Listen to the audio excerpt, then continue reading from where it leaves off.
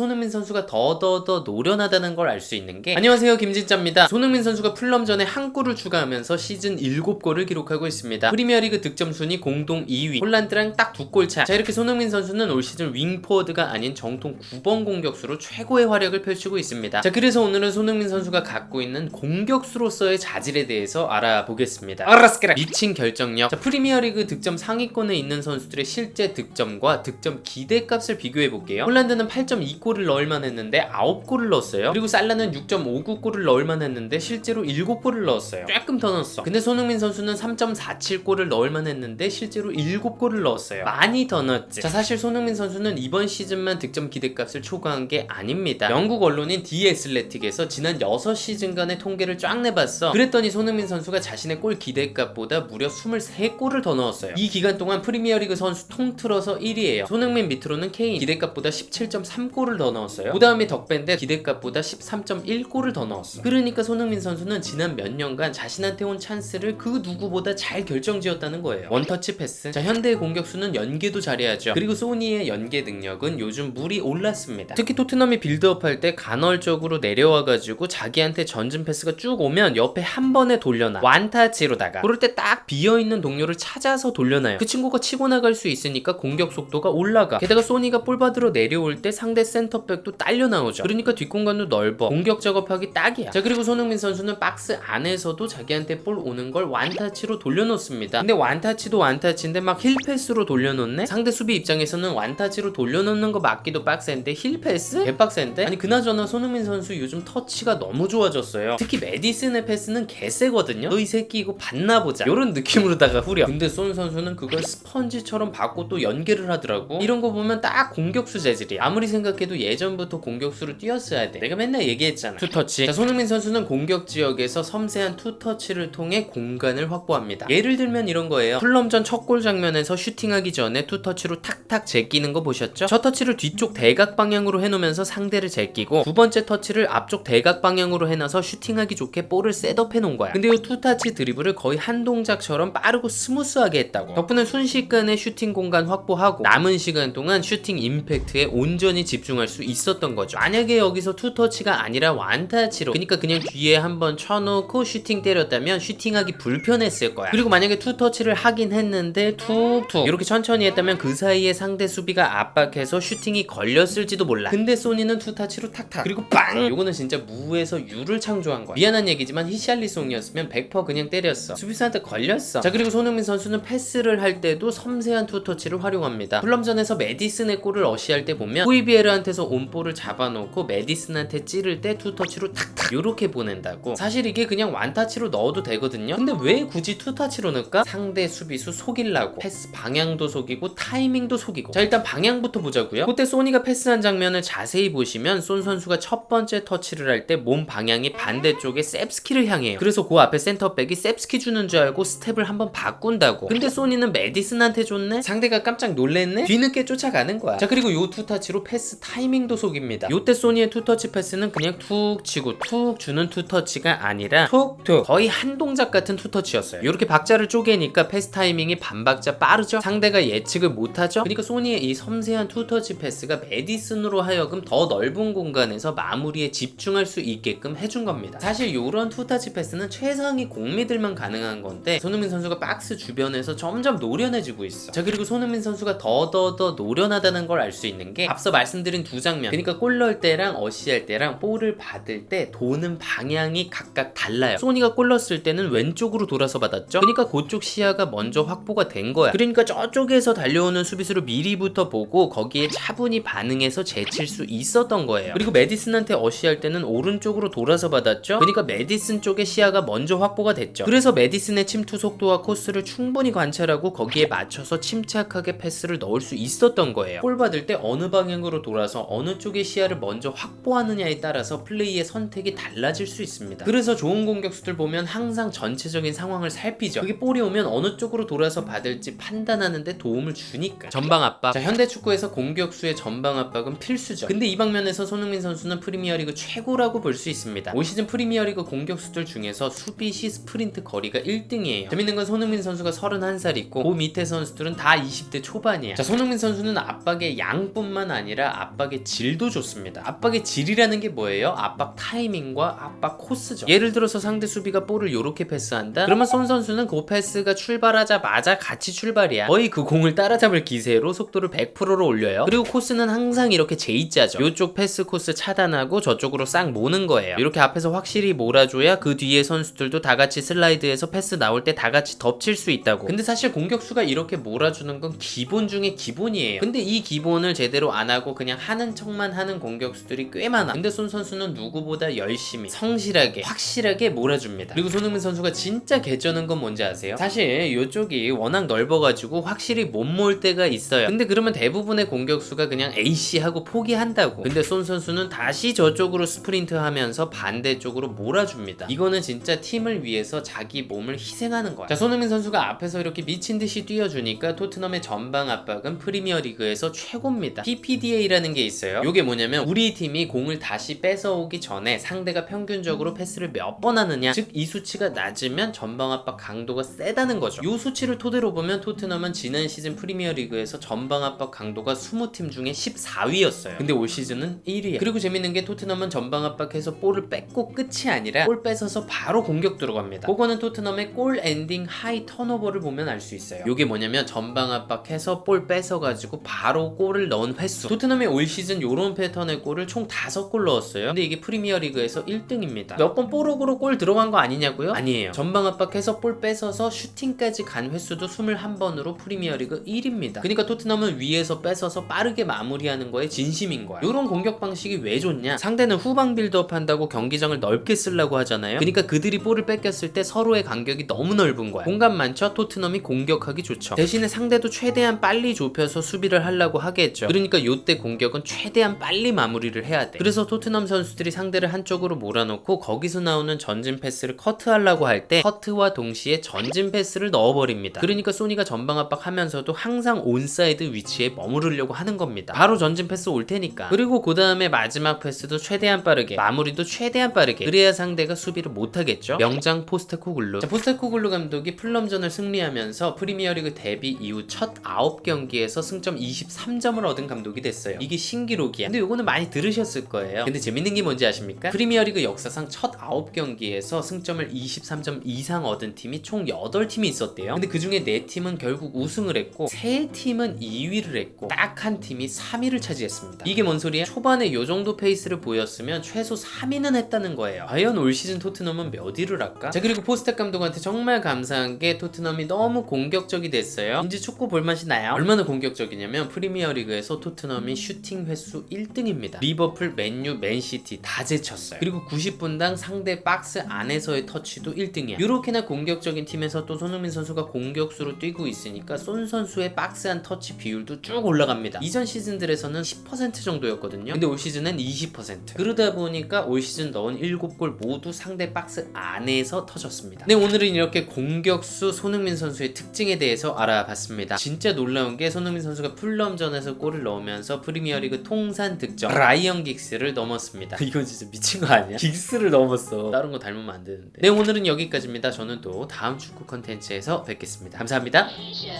뿅!